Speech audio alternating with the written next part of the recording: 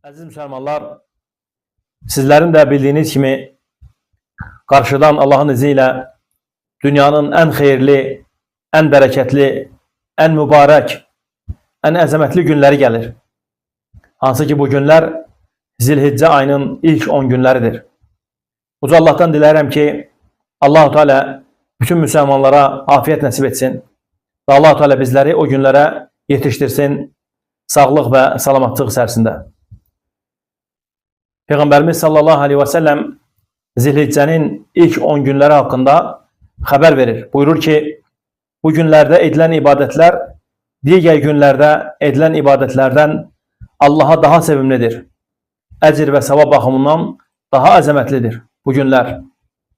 Onun yanında olan sahabələr radiyallahu anhum, Allah onlardan razı olsun, soruşurlar ki, ey Allahın Rasulü, hətta Allah yolunda döyüşdən də mi əzəmətlidir bu günlər? Sahabələr bu cürə soruşanda Peyğəmbərimiz sallallahu aleyhi ve sellem buyurur ki, bəli, hətta Allah yolunda döyüşdən də.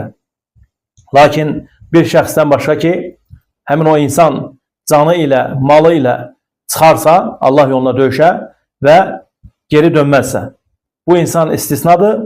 Yerdə qalan ibadətlər isə nədir? Digər ibadətlər, digər günlərdə olan ibadətlərdən Allah qatında daha sevimli və daha əzəmətlidir. Biz də bunları bildikdən sonra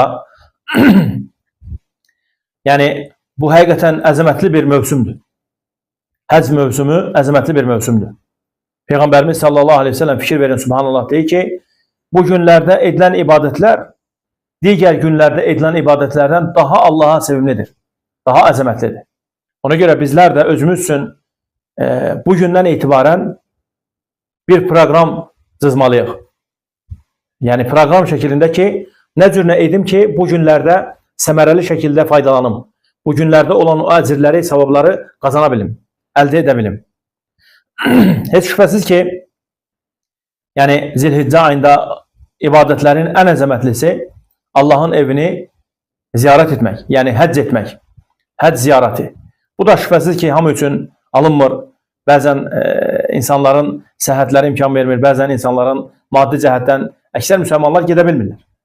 Oraya gedən insanlar, əlhamdülillah, orada çoxlu ibadətlər vardır.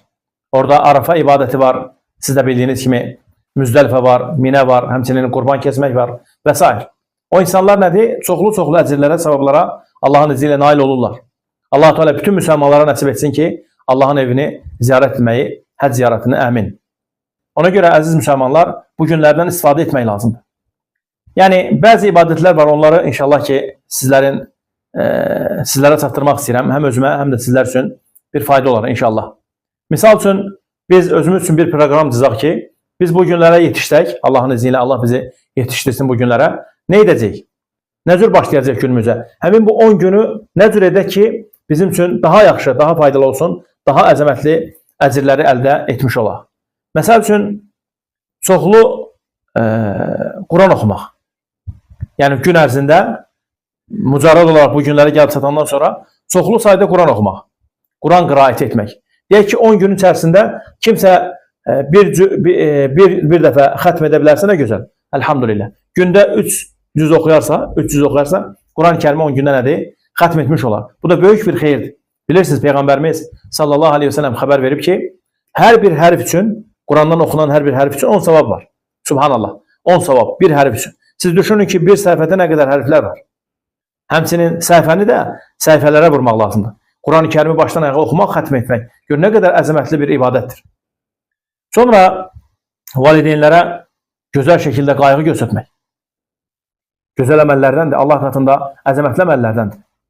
Valideynlərlə gözəl rəftar etmək, onların qayğısına qalmaq, onları axtarmaq, kimsə uzaqda yaşayırsa, onları soruşmaq, hallarını ziyarət etmək, bir yerdə yaşamırlarsa, onların istəklərini yerinə yetirmək, soruşmaq ki, atacan, anacan, nəyəsə ehtiyacın varmı? Bacararam mı onları aradan qalxızmağa? Bu kimi ibarələrdən istifadə etmək. Yəni, valideynlərlə gözəl şəkildə rəftar etmək bizə Allahın əmridir, subhanahu wa ta'ala. Bütün vaxtlarda, nəinki Zilhiccə günlərində, ilin bütün günlərində biz evlatlar, valideynlərimizlə gərək nədir? Gözəl şəkildə rəftar edək. Həmçinin əməllərdən cəmaat namazlarını qılmaq. Məscidlərdə çalışıq ki, cəmaat namazları əda etmək. Burada da nə qədər əcrlər var, bilirsiniz. Məscidə getməyin əcri, cəmaatla namaz qılmağın əcri, nə qədər savablar vardır. Həmçinin kim bacararsa bu günlərdə oruç tutmaq, yəni kim bacararsa 9 günü yəni ardıcıl orucu tutsun, kim bacararsa 1 gün tutsun, kim bacararsa 2 gün tutsun. Şübhəsiz ki, Arafa günü tutmaq da bu başqa bir məsələdir. Yəni bunu əksər müsəlmanlar tuturlar Arafa günü. Onu demək istəyirəm əslində. Həmçinin sədəqə vermək.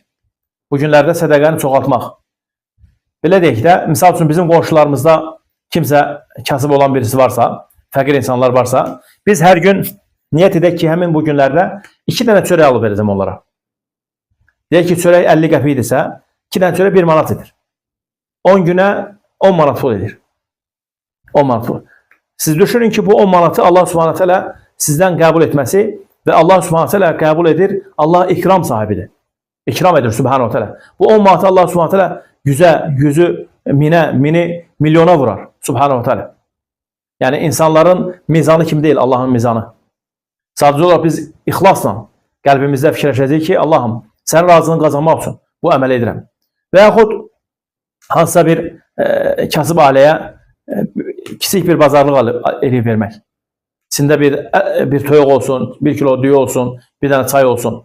Hansısa bir insanların qəlbinə, kasıb insanların qəlblərinə nədir? Sevinç hisslərini doldurmaq.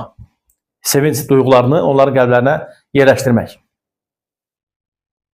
Əməllərdən həmçinin Allahın çoxluğu zikr etmək. Bu günlərdə Allahın çoxluğu zikr etmək. La ilahe illallah, subhanallah, velhamdülillah, Allahu akbar. Xüsusən də varid olub bu günlərdə bu zikirləri etmək. Ümumiyyətlə insan gərək çalışsın ki, müsəlman gərək çalışsın ki, həmişə Allahı zikr etsin. Xüsusən də bu günlərdə.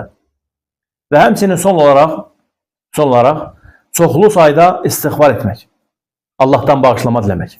Yəni Allaha dönmək. Allaha tövbə etmək. Çünki istiğfar, subhanallah, insan ilə Rəbb arasında bəzən elə bir əməldir ki, bəzən insan istəyir ki, nələr etsin. Və yaxud bu əməlləri əslində edə bilir, etməyə qadirdir. Lakin günahlar olduğu üçün bəzi günahlar mane olur. O əməlləri yerinə yetirə bilmir. Amma istiğfar təbiri doğrudursa, istiğfar sanki belə deyək də qarşını açır, sən də yavaş-yavaş gəlirsən. Sən qabağını açarsa gedirsən. İstiğfar etdikcə Allah Subhanahu taala sənə rəhm edir. Allah sənə mərhəmət edir. Öz rəhmətindən göndərir. İstiğfarın nəticəsində sən də digər əməlləri rahat şəkildə edirsən. Amma Allah korusun günahlar olanda heç bu əməlləri nəinki etmək, heç düşünə də bilmirsən. Allah korusun. Ona görə çoxlu sayda nədir? İstiğfar etmək. Uca Allahdan dilərəm ki, Allah Subhanahu taala bizləri gözəl şəkildə bu aya yetişdirsin. Allah Teala bizlərə gözəl şəkildə ibadət etməyi nəsib etsin. Allahdan dilərəm ki, Allah Teala eşitdiklərimizi bizim üçün faydalı etsin. Subhanakallahumma bihamdik. Əşhədu an la ilahe illa ente estağfiruka və etûbü ileyk.